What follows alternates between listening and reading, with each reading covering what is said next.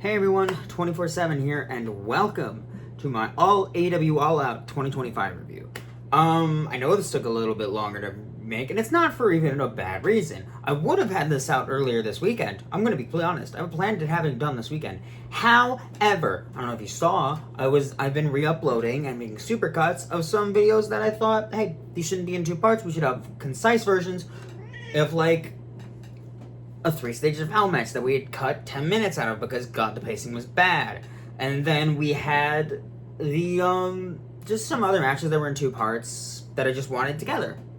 And then one of them got taken down for harassment and cyberbullying on a wrestling show. Can you believe it? I was so fucking mad when that happened. I bitched about to Zach. I sent him the voice message. He'll be the first to tell you I was just infuriated. So, call me surprised when I upload it, and so the match was, actually, half of the match is the most popular video on the channel at 12,000 views, so I thought, fuck it, just, what was the problem? And apparently it was something I said in the video, basically equivalent of, oh, you like that? Just, cause, it was a match, it was the final match I ever had with Caden one-on-one. So it was like a blood feud match. Like, it was super important. And, I don't know, I had to post it without sound, and that's why there's no sound on that video, so that explains it. I know I've been rambling for the first minute and a half. Yeah. So let's talk about All Out 2025, Toronto, which was better than WrestlePalooza. I will say now, for all the crap I give AEW, for as long as their shows are, because they are obnoxiously long, this was a good show. This was actually a pretty damn good show.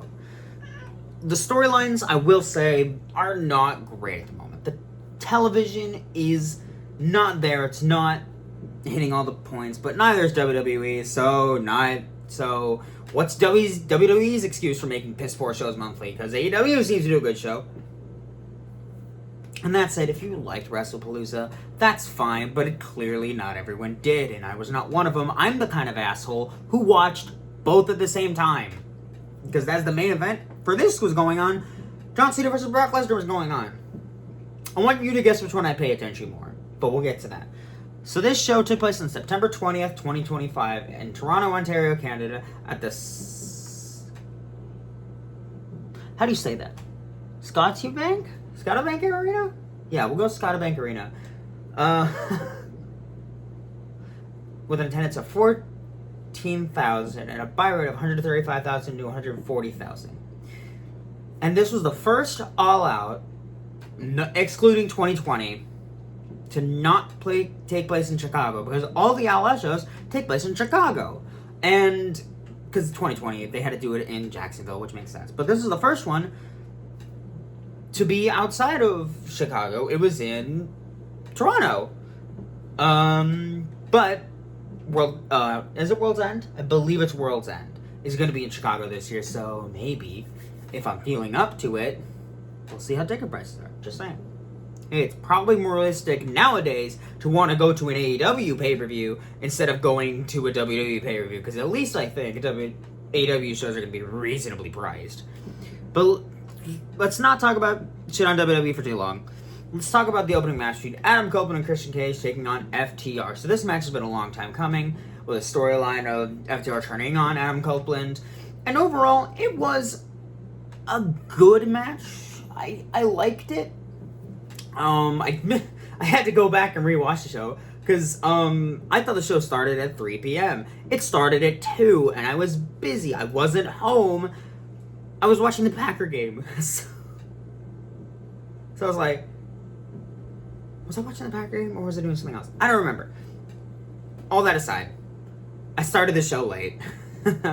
So yeah, let's talk about this match. It's fine. It was a relatively good match between these two teams. I don't know where they're gonna go with the story. Mainly because Copeland's going away for a little bit. I think he's going to go film more Percy Jackson, so that's why he stepped away. I know everyone's going to be like, oh, is Copeland going to be in John Cena's retirement tour? Guys, it's not happening. It's not happening. I want it to happen. I do. I really do. I mean, for fuck's sakes, Copeland hits a 5-knuckle shuffle in this match, for God's sakes. Because Cena did a spear on SmackDown. So, I just love it. I love that they're refereeing each other. I will say that Edge is Cena's best rival. No question. You can bring up Punk. You can bring up Styles. You can bring up anyone. Or Orton, I guess, if you're that kind of person who enjoys mediocrity. Edge is Cena's best rival. So the match isn't going to happen. But I keep not talking about this match because it's a fine match. Like, good back and forth between the teams. I'm really enjoying, I don't think I mentioned it in the last video, but I really enjoy Stokely Hathaway with FTR. I think he's a really good mouthpiece, so him going with FTR is a good idea. It's a great, because FTR's whole thing is they're classic, they're retro. Very much in your Brainbusters term, your Four Horsemen, those kind of old teams. So having a big over-the-top manager like Stokely is a good thing.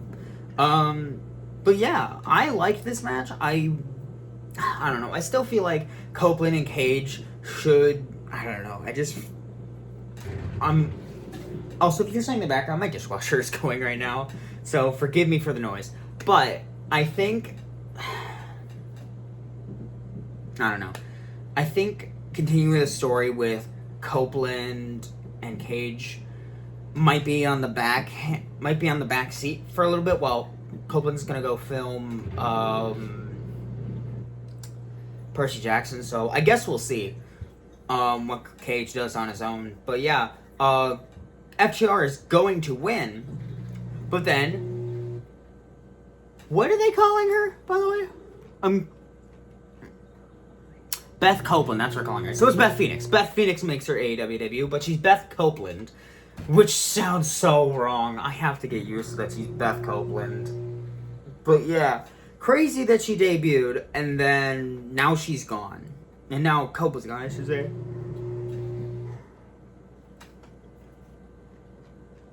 But yeah, this was a good match. Copeland hit Cash with a spear to win. I'll give the match 3 stars. I barely talked about the match, but it was just like a good match. I don't really know how to really describe it. Good back and forth. I still like the dynamic between Copeland and Cage. That, like, yeah, they're on the same page, but they're not, like, friends. They haven't forgiven each other.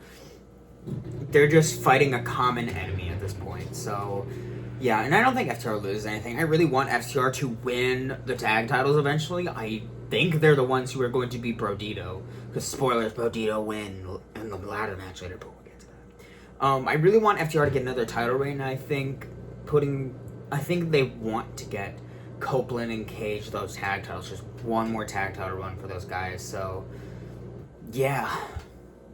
But yeah, next, Big Bill takes on the returning Eddie Kingston. The match didn't matter. But it was the return of Eddie Kingston, who I fucking love. I love Eddie Kingston. He's been gone for a while, and we didn't talk about AEW for a little bit there. But I think Zach also really likes Eddie Kingston. I can't wait for him to talk about Wrestle Dream so he can talk about Eddie Kingston. If Eddie Kingston's on that show, I really hope he is. But Eddie, and nothing against Big Bill. I like him in this run. It's so weird because he was in the Jericho Vortex for a little bit, and that was fine. He's a good muscle, I think. And this match is okay. Wasn't great, but it was fine. It was less than 10 minutes. It was as long as it needed to be. My only real issue with this match is that it felt a little sluggish. I don't know if that was because both guys involved. I know Kingston can really go, because Kingston's had some really, really great matches. But I don't know, man. I don't think Big Bill's the kind of guy you want for a return for Eddie Kingston. Also, the ending was fucking weird as shit. So, Kingston went for his finisher, his backhand, which is I love that's his finisher. It's better than the Judas effect by a lot. Because Jericho hitting a back elbow, or John Cena's thing is dumb. But when Kingston hits it, it looks like that shit hurts. So, yeah. He missed. He whiffed it. And then it just ended, and that was like, okay. That was something. I'll give it 2 stars. It wasn't bad. I just wish... like I said, nothing against Big Bill. I just wish that Kingston had a better return opponent. And they made it like a surprise. Just announcing, oh wait, Kingston's coming back. I guess they wanted to do it for ticket sales. I don't know. I miss having mysteries in wrestling. I like surprises. So yeah. But next, the first great match on this show as Mark Briscoe takes on MJF in a tables and tacks match. What the hell's a tables and tacks match? I still frankly don't know. I think it's just a weapons match with a shit ton of thumbtacks. Holy fuck. There were a lot of thumbtacks in this match. Literally the entire ring was covered in thumbtacks, and I've loved this storyline so far. This MJF could be in the most nothing burger feud, but he will be the best thing about that feud, and that wasn't the case here. I think Mark Briscoe's doing a great job for himself. MJF being such a piece of shit, damn near just ruining Mark Briscoe's life. Completely ruining Mark Briscoe's everything. MJF didn't have a CMLL World Championship tonight. Not tonight, that night, because I think it was less than 24 hours earlier. He lost it to, was it Mystico, I think it was, at CMLL show. So, credit to MJF for going through with this match while also defending a World Championship less than 24 hours earlier, and then doing this match. There were a lot of back body drops into thumbtacks in this match. God. All I'm saying is, there's a reason we didn't use thumbtacks in wrestling. It was too much, and there was so much blood. And I don't know. I think I will acknowledge the problem of sometimes AEW goes a little bit overboard with the blood because you want to make that matter. They did a great job of this at All In, where they saved all the blood for the main event because they earned it, and it was a match deserving of that. You don't need crazy bloody matches. Like, there's 2 on this show, and those 2 matches make sense to have the blood. You don't even need 1 every show. I don't think you do.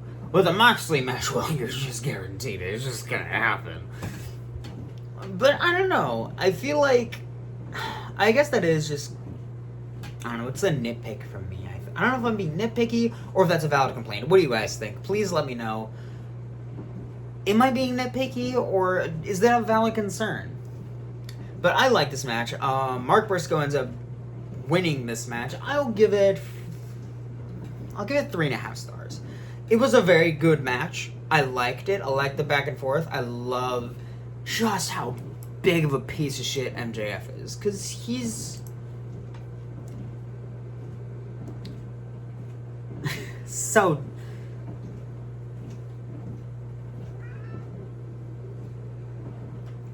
I don't know. I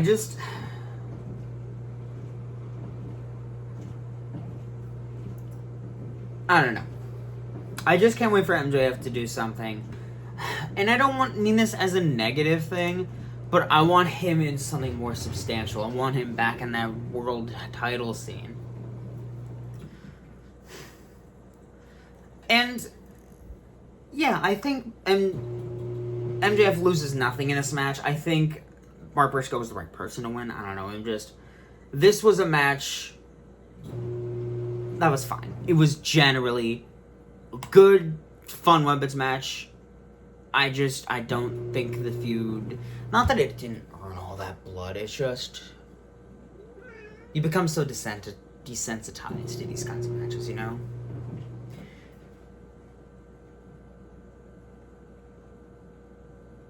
But yeah, let's talk about the next trios match. The Demand. So that's Ricochet, Bishop Khan, and Toa Leona take on the Hurt Syndicate. Bobby Lashley, Shelton Benjamin, MVP. I don't remember last time I saw MVP wrestle. I think that was like 5 years ago, which is crazy. So, yeah, this match It was good. I liked it. Ricochet did all the flippy shit in this match. He took so many bumps in this match, and that's kind of his whole thing. And then MVP was I don't know. I didn't think Hurt Syndicate would lose this match, but if they were to lose, I think that's why they had MVP in this match. I think that's why that's a trios match, so they could have Hurt Business. I keep calling them the Hurt Business. The Hurt Syndicate lose without pinning Bobby or Shelton, I think that's a good thing to want those guys protected. I like Ricochet's group. I love Ricochet right now, by the way, in AEW, because he is perpetually online and on Twitter, and he knows it. But also a joke of everyone slapping Ricochet's bald head just will never not be funny. But yeah, so the reason we got this match in the first place, because if you watch my what's it? Forbidden Door review, I had to remember the name of the show. The demand cost the Hurt Syndicate the tag titles, so this is just them getting their lick back. But I am surprised the demand won. Ricochet pinned MVP. And I don't know what they're going to go with that, because maybe they'll go after the trios title, because that hasn't been on the main card since All In.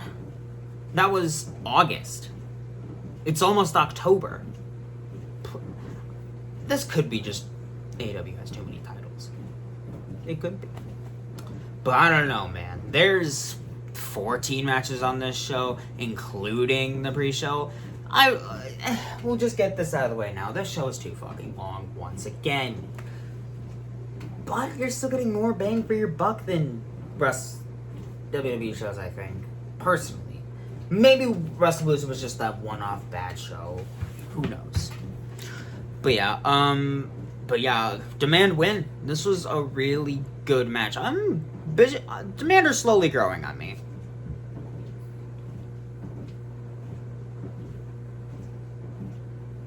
Toa Leona, I know nothing about him. Apparently. Oh, wait. They're the Gates of Agony? I didn't even know that. So it is basically just Ricochet and the Gates of Agony. I forgot Gates of Agony existed. I'm gonna be honest with you. But yeah, this was a good match. I'll give it 2.5 stars. Yeah, not much to say. It was a trios match. Bobby Lashley and Shelton Benjamin look so fucking good. Those guys don't age. It's crazy. MVP, you can tell, kind of aged. And he could still go, but you could definitely tell he's aged a bit and hasn't wrestled in a while. Yeah, so that was something. Let's talk about the TBS title matches. Mercedes Moné defends against Riho. And was there ever really any doubt Mercedes was going to lose? Or any doubt Mercedes was going to win, I should say. The real question is, when is Mercedes going to lose? Nothing against Riho. Riho's great. But they've literally built nobody up in building Moné. They just bring someone in to lose to Moné and then just get shipped off to do something else. This was a fine match. It went 15 minutes. I don't think it should have gone 15 minutes. I think it should have gone at least 10. It didn't need to be 15 minutes. Just saying.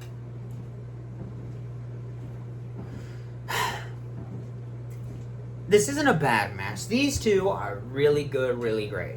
And I like Riho is not afraid or intimidated by Moné. Moné really has to outsmart and try to figure out how to win in these kind of matches. But it's just inevitable that she's gonna win. And I hate title reigns like that. I miss title reigns like that. Where, like, I don't know, I feel like I'm gonna be honest, WWE a lot of times suffers from the same problem of it's so obvious when someone's gonna win or lose a title, and it does happen, but it's for both companies. You rarely know or feel like when a title's gonna change hands. So yes, sometimes obviously it makes sense, but also I like surprises. I want more surprises in wrestling. Yeah, like I said, this is a good match by two great wrestlers. Mercedes wins. I'll give it 3 stars. If you guys don't like that, how do I put this? The way I do these shows is my memory is terrible. I just tell you how I feel about the match. If I have to remember almost everything on the show, I just can't. I don't like notes. I don't like winging it because I feel constricted in that sense. So when I review a show, I want to just talk about it. I just want to talk about how I felt about the match, everything going on in the match, and whether I recommend it for someone. I think that's all you really need for a show. But yeah, Mercedes wins. I'll give it 3 stars. It was a good match, predictable winner. Next, honestly, best match of the show. As Kazuchika Okada defends the Unified Championship against Konosuke Takeshita and Muraska Dorada. I didn't know who the fuck Muraska Dorada was before this match, but goddammit, now I want to know who the fuck he is. Oh, he's the nephew of Luciferno. What do you know? The main story of this match was they kept teasing Takeshita and Okada like butting heads over the title, because you know Takeshita wants that title. He wants to be the best. And Okada's just that prick champion. And I fucking hate that they still have the other 2 titles. Just have the Unified Championship. What's the point of having it? It's like when Roman Reigns got... Excuse yourself. Got the current WWE title, but he still had the other 2 titles. He didn't need 3 titles. But this match was absolutely fantastic. If you can find it online, because honestly, this show's not that expensive. It was like $30. So steal, honestly. But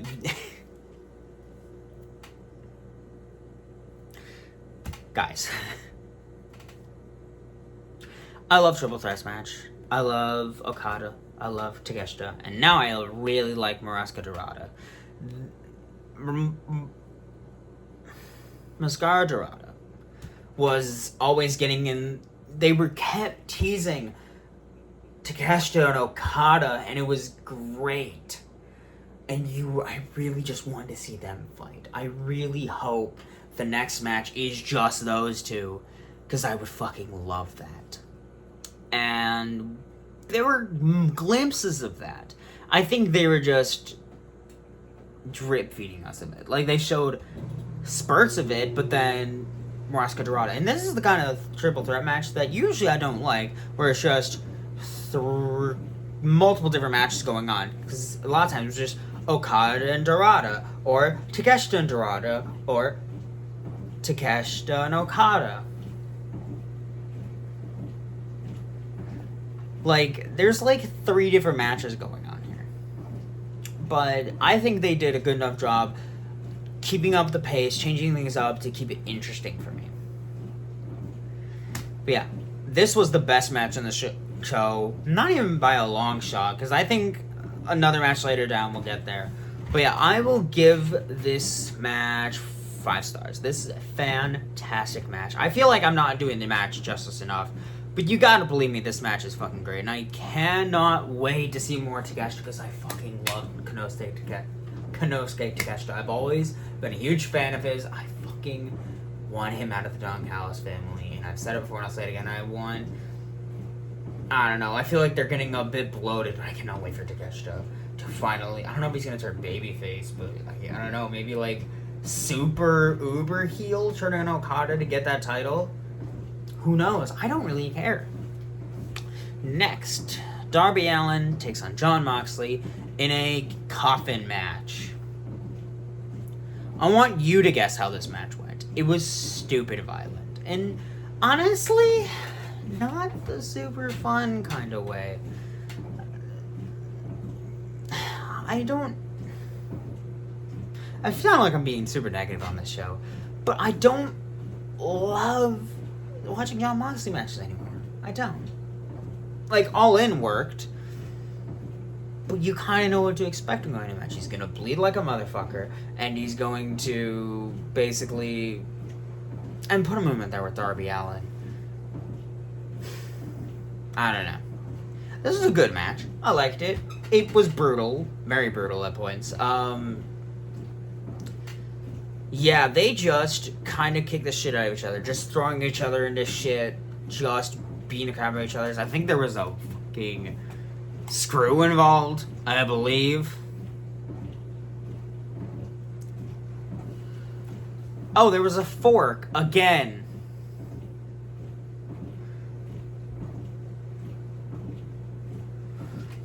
One thing I love that they've slowly been hinting.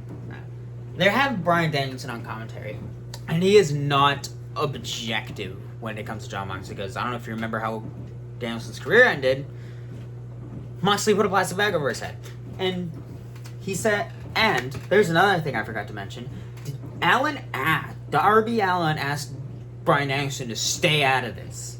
Not that he didn't appreciate the offer, he's just like, hey, I want to try to do this on my own. And then, Danielson just didn't even hand it, just pushes a bag next to him. I wonder what's in the duffel bag. It's a plastic bag. And Darby Allin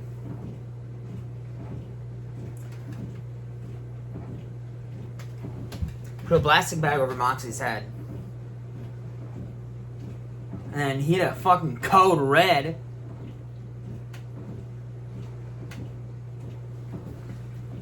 And you think Allin was gonna win? You honestly believe that? No, that was not the case. Because guess who returned? Pac. With short hair, it's weird. But, I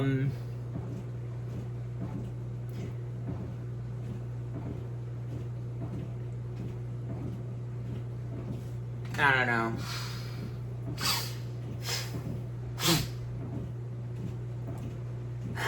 And Moxley wins.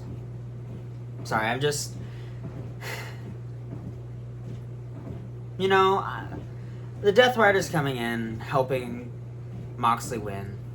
It's kind of hard to buy that Moxley is the cool badass who fucking is a big tough guy. You should be frightened of him, but he needs help from like 5 people to win.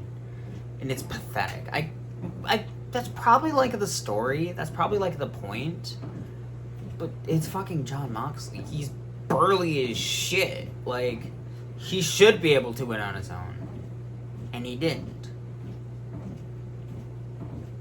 I mean, I'll give the match 2.5 stars because it was a fine match. It was a fine coffin match, but like nothing I've not seen before out of these guys. And then another Death Riders thing. They did put Darby Allin in a body bag and threw him in the coffin. And the Death Riders carried the coffin in the back.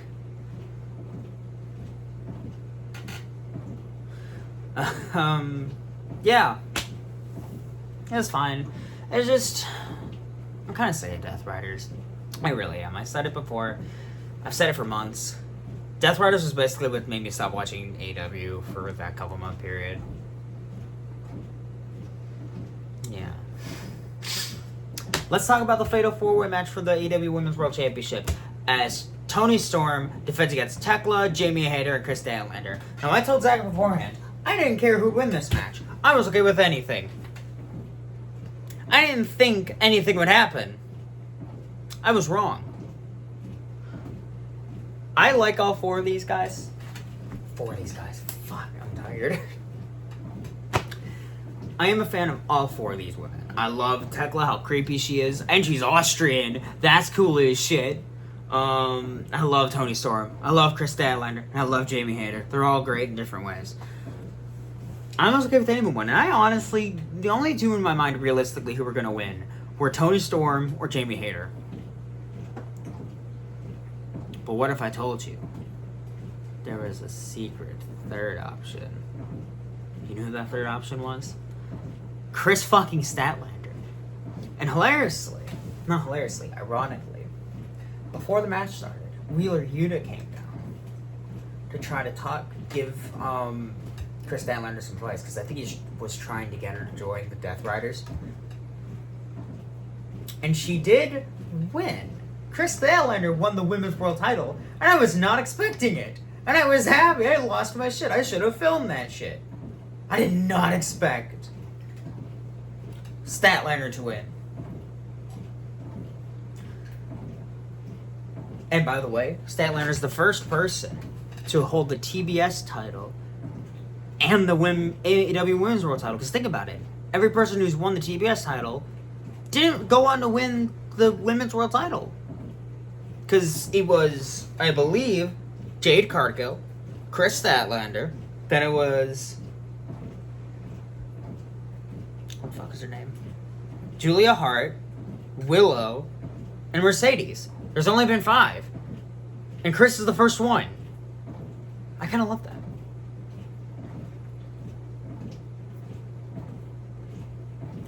Yeah. But also, Statlander pinned Storm with a seatbelt. Specifically Wheeler Yuta's seatbelt. So they were playing into that, and I kind of like that.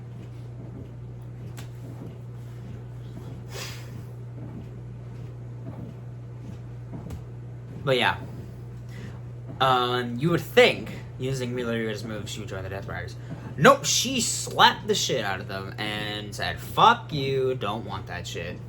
And she said, get the fuck out of here. She ran away, and it was kind of wonderful.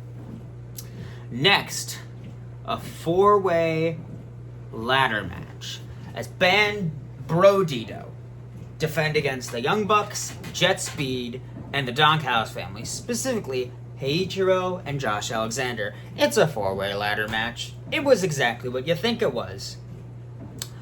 They even did the 4 corners thing, like at SummerSlam.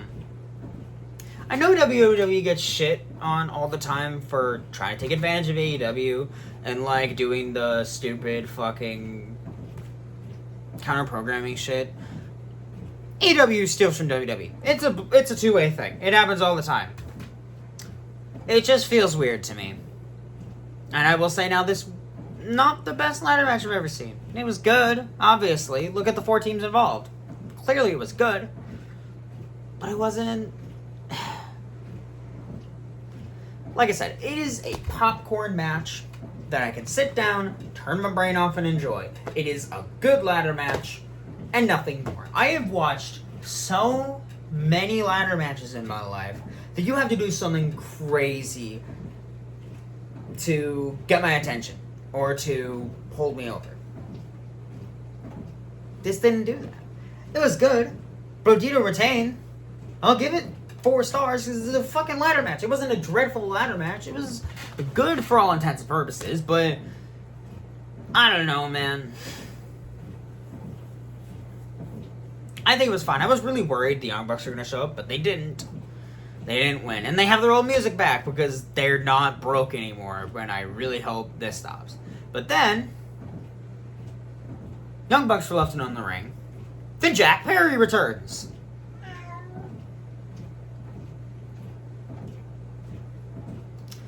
And then, Jack Perry starts beating up the Young Bucks. Rocky Romero comes out trying to stop Jack. It doesn't really work. And then the Young Bucks double superkick Jack Perry, and they were screaming at Jack Perry. And all Jack did was smile. And I thought, who's gonna help him? Fucking Killswitch came back. He already came back, but now there was a video package, and it showed that basically Jack Perry in storyline brought Killswitch back to life. And they beat out the Young Bucks. And then and then he takes off the Killswitch belt, shows Luchasaurus, and it was fantastic.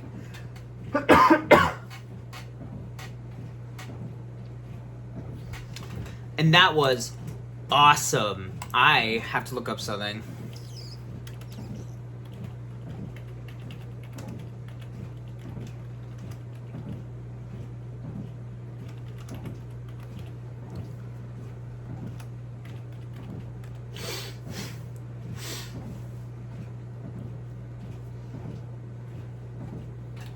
I don't even remember what the name of their theme song was, but they played the song at fucking All Out. They played their old theme song for their old theme song, and everyone was doing the hand wave thing, and it was great. It was so fun. Sorry, my throat's a little dry. I couldn't find the name of the song, but I'll probably figure it out later at some time. But yeah, this was a fine ladder match with a great ending. I don't know why he's all of a sudden Luchasaurus is suddenly a babyface, even though he was a heel like less than a month ago, but oh well, wrestling be wrestling. Oh well. But then, something I never do, talk about the backstage shop, because this stuff was actually interesting. Jon Moxley was backstage with the Coffin. He told the Death Raiders to go away. He just wanted to be alone for a moment. And he tried telling the camera person to leave. But then Darby Allin got out of the Coffin. He hit Moxley with a pipe. He put Moxley in a green body bag. In the body bag, I should say. And then he sprayed the body bag with some shit. And then proceeded to set it on fucking fire. So Moxley was in the body bag while it was on fire. That's why. That's crazy. Why? I don't care. I loved it. But yeah, this year's clearly gonna still going, and if they do better, I don't know. I really hope if they do that match, do the next match, just make it the only blood match on the show. Please. Please, that's all I ask. So finally, in the main event, mind you, this match started when it was 4 hours. So this match started after, basically while the opening package for WrestlePalooza was going on. And you saw the community post. I had WrestlePalooza on my TV, and I had All In on my laptop. But I was more focused on my laptop and Warhammer, but still. The main event is Hangman Adam Page defends the AEW World Championship against the TNT champion, Kyle Fletcher. So I liked this match. And there was a stipulation I really liked. If any member of the Don Callis family interfered, Fletcher would have been disqualified or stripped of his TNT championship. If Fletcher wasn't TNT champion, and this was like a year later, that could be the incentive to have a new member of the Don Callis family debut. But no. It was just, could Fletcher win on his own? And fuck, he put up a good fight. God damn it, Kyle Fletcher's cool. Jesus Christ, Kyle Fletcher's great. I fucking love Kyle Fletcher. I'm really, really happy that he was given this opportunity. You know, I see people online saying, Kyle Fletcher looked dumb because he got pinned and he didn't need to get pinned in this match. He looked like a fucking star against the world champion. I think that's huge for him. He looked like he fucking belonged in the main event scene. And he's only a TNT champion. This was a great match. It was a great main event. So much better than the WWE match going on. I keep making the comparison, but honestly, it's just WWE's fault for making these shows go head to head. But yeah, Hangman looks so good. I love Hangman as world champion. I love Hangman. He's just great. Wonderful champ. There were great spots. There was again, the story of Hangman would not stay down. Because Hangman doesn't know how to stay down. He doesn't know how to stop. He hit a fucking Deadeye through the table. That was on the outside. That was cool. Just so many spots. Fletcher kept getting so close to winning. But it was his ego that got in the way. Him posing. Him, having to do all these little things, but it cost him precious time because those little things matter. Take your opportunity to win when you can. So, yeah. I don't think Kyle Fletcher lost anything by losing this match. If anything, he looked like a fucking megastar after this match. I really sold on Kyle Fletcher. encourage you to watch more of his stuff if you haven't. And Hangman retains. Obviously, Hangman retains. It was great. I loved it. But yeah, this was the second best match on this show. In an overall good show, not my favorite AEW show of the year. It's of the AEW shows I've watched this year, this is probably my least favorite. But it was still so much better than WrestlePalooza. It was still a good show. It was just too long, a little predictable at points, but there were really good moments on here, I should say. Like I said.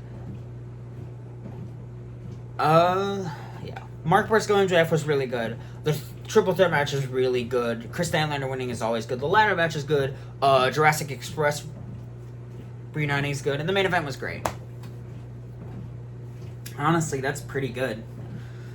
Still 10 matches on this show, but like I said, I don't want to keep beating a dead horse, but it was just better than WrestlePalooza. I didn't give a shit while watching WrestlePalooza. Mind you, I probably just burned out from watching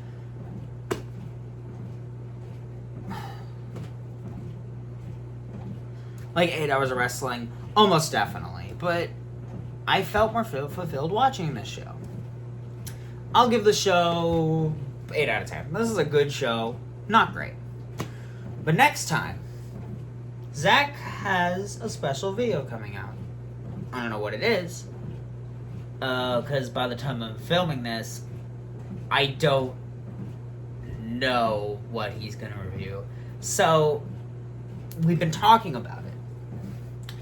And because I'm filming this video on like Saturday.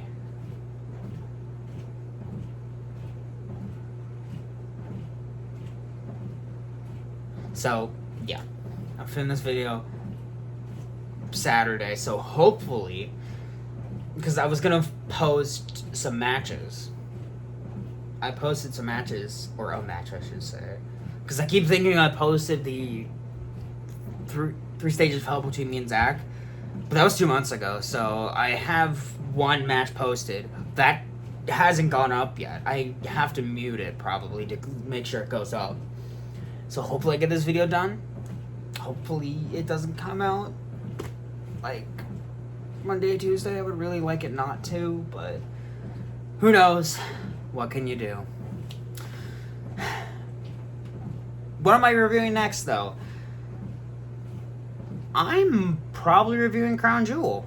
WWE Crown Jewel, right? It's weird. I don't review the WWE shows. That's Zach's thing. But I haven't done a WWE show. Like, just a personal me WWE show since... I don't remember. But Zach's gonna do Wrestle Dream, and I'm doing Crown Jewel, so look forward to that. I don't know what we're doing for next week, so I guess we'll see. Hopefully it's not this video, because I would really like this video to come out probably tomorrow, hopefully tomorrow. Well, it's Sunday right now, actually, because it's what time is it right now? Actually, I don't know. Like 2 in the morning of Sunday morning, so hopefully it comes out today. I really don't want it to come out tomorrow or Tuesday, so hopefully. So see you guys later. Some more awesome wrestling content. See you guys.